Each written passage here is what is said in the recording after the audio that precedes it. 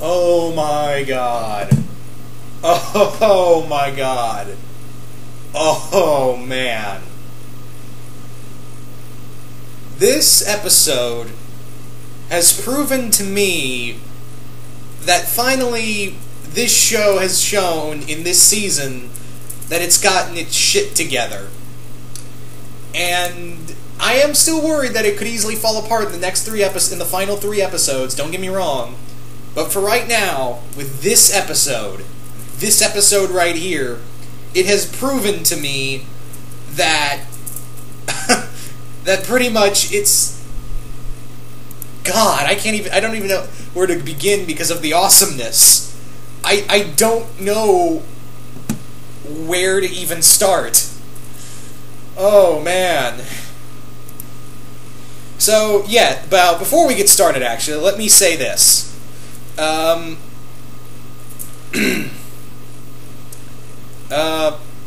me say this. Yes, this is the episode Long Live the Queen, which was an episode that was leaked, and unfortunately, this final leak shows how much Nickelodeon really just does not give a shit anymore about Legend of Korra, and this kind of just shows right here, yeah, we just don't care anymore about Korra because of how bad they failed. And it makes me kind of upset that, I wish we had this kind of level of writing at the first half of Spirits. I've looked back, and while Spirits on a whole had its problems, the second half is not as bad as the first half. Keyword, not as bad. But Season 3 has continually proven to me that it's been good. Well, not continually proven. There's been some rough spots here and there, but this episode really makes up for, everything else.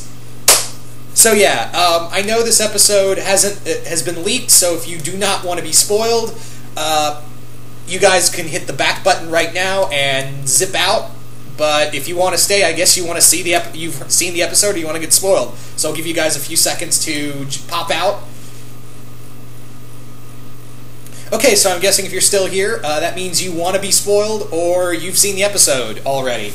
I'm not a big supporter of leak stuff, but I was kind of like, you know what? Nickelodeon does not care anymore about this, so I shouldn't have this. So I should see the rest of this episode. And plus, I kind of wanted to see what happened with Zahir's group, and this is actually very Zahir-centric. This almost feels like the Red Lotus episode with Korra as the supporting character. So it pretty much starts off with pretty much Asami and Korra being shipped out in an airship to Ba Sing Se, and we also have Zahir and his group who have captured Mako and Bolin, and they are headed to Ba Sing Se as well to capture Korra there. While this is going on, I'll give this. This is actually a funny scene. This has actually made me laugh. There's a funny scene between Mako and Bolin when they're talking to Minghua and Gazan. And they're talking, and Bolin starts striking up a conversation with them, and Minghua and Gazan are talking back to them. And they've been of what they were doing for 13 years imprisonment, where they were literally, they got so bored that Gazan said that rain was like fireworks to me, paraphrasing, but it was like an event when rain came down. And Minghua talked about how she made little stories in her head about all the White Lotus guards that guarded her all the time. And I was like, okay, that's pretty funny. And then it got even funny, and I'll say this, Bolin did something funny here. I'll give credit where credit is due. Bolin did something pretty damn funny at this scene right here. So pretty much what Bolin did was, it was like, after he hears Minghua's whole thing about talking about the guards, and, basically talking about the guards and how she made up little stories for them, which was pretty funny, Bolin decides to do this for Minghua and Gazan, where he goes on to say, he starts with Gazan, the lava bender, and he starts with, okay, so you grew a mustache at age 10, you were raised by your sister, and I think you have a crush on the armless lady. And Gazan and Minghua give this look to each other and look away from you. He's like, and Gazan says, 2 out of 3, not bad. And I was like, and the Gazan-Hua ship just left port. I think I just made a ship name. Yeah, So yeah, the Gazan ship, the Gazan-Wa ship just left port after that little moment. But anyway, where was I going with this? So, more or less, we also get to see the awesomeness of Asami, which is made me so happy because most of you don't know, Asami's my favorite character on the show. So seeing Asami being awesome was pretty awesome in my book. I said awesome twice, I know. Shut up. But yeah, this episode did feel like Korra was the supporting character, which is actually pretty good. And also, I think it almost feels right when she was the supporting character. I know this show's about her, but it felt better when people were directing her.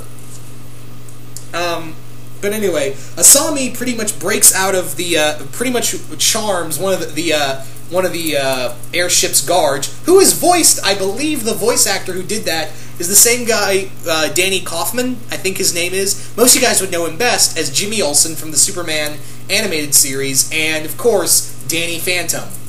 I think that's who it is, because I was literally going around in my head like, is that who I think it is? Yeah, I think it is. I could be wrong, though. Feel free to tell me in the comments below if I'm wrong, but I think I'm right. So yeah, Asami uses her charm to be handcuffed to one of the bars, and more or less, she breaks out because of how much shoddy work the Cabbage Corporation has. She breaks out and escapes, then proceeds to rescue Korra, and then the two of them take over the airship after Korra. But however, Korra's bullheadedness causes the airship to go down, and her, Asami, and the rest of the crew are forced to work together to repair the ship. Yeah, and I'll get back to that. But let me talk about this real quick. So we cut back to the Red Lotus, who come to the Earth Queen, and here's something I want to bring up. I know this is supposed to help the plot along, but here's the blaring problem. How the hell did a car get there faster than an airship? I don't know, is the car faster than an airship? I don't know. I mean, this is a world where people can bend the elements to their will and there's spirits walking around, so maybe I'm thinking too hard on this, on the realism. I know, but shouldn't it, like, maybe their car was closer to Ba Sing's? Seems like everyone can just get to Ba Sing Se with a hop, skip, and a jump sometimes. That's what it feels with a lot of this show. I've been meaning to bring this up for a while, is that a lot of people just make it to places with a hop, skip, and a jump. Like, back in Book 2, when Korra was going to take this little motorboat all the way to the Fire Nation from Republic City, I was like, that is a pretty fucking far away. And what if, like, it runs out of gas? Again, maybe I'm thinking too much on this whole thing. But I'm just saying, like, I can't be the only one who thought of that whole situation. Anyway, so where was I going with this? Oh yeah, so Zahir and his group pretend to be bounty hunters and present Mako and Bolin to the Earth Queen, and he more or less tells them, you know, I'll tell you where the other airbenders are if you help me find Korra and all this. And he still pretends to be a bounty hunter and nothing more, and appeals to the Earth Queen's ego in a very smart way, might I add, an incredibly smart way, might I add. And then suddenly Mako and Bolin are sent to the Sarlacc pit. Just kidding, they just get sent to fucking jail. But it looks like the Dai Li earthbend the ground below them and they sink in. I'm like, oh, they just went to the Sarlacc pit. Bye, Bolin. I didn't miss you. Anyway, so we cut back to Asami and Korra and the airman crew, who are still very much like, hey, we're gonna take you back after this whole thing's over. And Asami and Korra fix the ship with the crew's help, and they almost get the ship out of the air, and then out of nowhere, this weird shark, worm, sand creature comes out of nowhere and bites the ship in half. And I literally said to myself, did that thing just get out of the movie Dune?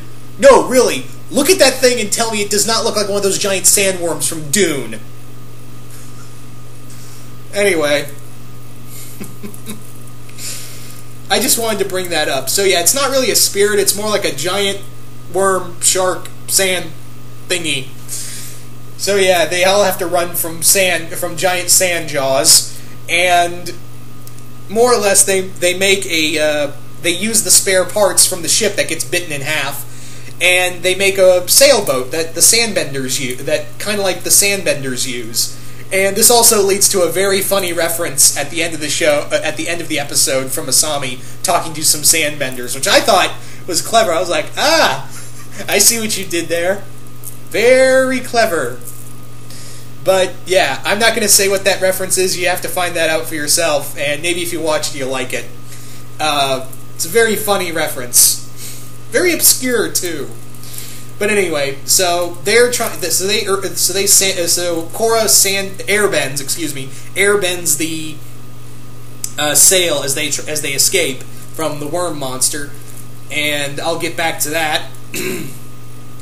But cutting back to the prison, Mako and Bolin are in a jail, and Mako is trying to get Bolin to metal bend, and surprise, he fails miserably, and it's not funny. That's the only nitpick I have, but the rest of this episode makes up for it. So Zahir finds out that that Korra has pretty much is going to escape from the Earth Queen's clutches, and he decides, you know what, fuck it, we're not going to go after her. I'm tired of going after her. She's going to come to us, and I know just how to do it. So the Red Lotus go right up to the Earth Queen, and they're like, you know what, fuck this. And a pretty awesome fight ensues between the Dai Li and the Red Lotus. And then, oh my god, this happened. This was the moment where I went, holy shit. What happens next is that after all the Dai Li are beaten down, Zahir kills the Earth Queen. Not subdue, not bring down, kills this bitch. Straight up kills this cunt. And wow. And he does it in the most poetic way. Not only does he kill her, he finishes her ass. And how he does it is amazing. And it shows how lethal airbending can be. It just shows the lethality of just how dangerous airbending can be if it was used for all the wrong reasons. He does it by sucking the air out of her lungs and then uses it to choke the life out of her. The very air from her own lungs, he pulls it out of her body, and damn. And the speech he gives while doing that is terrifying.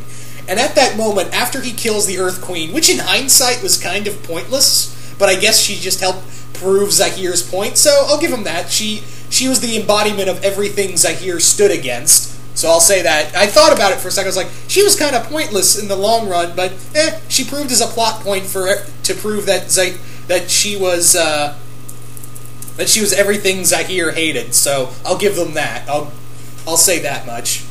But anyway, so Zahir kills the queen, and you see it. They don't cut away.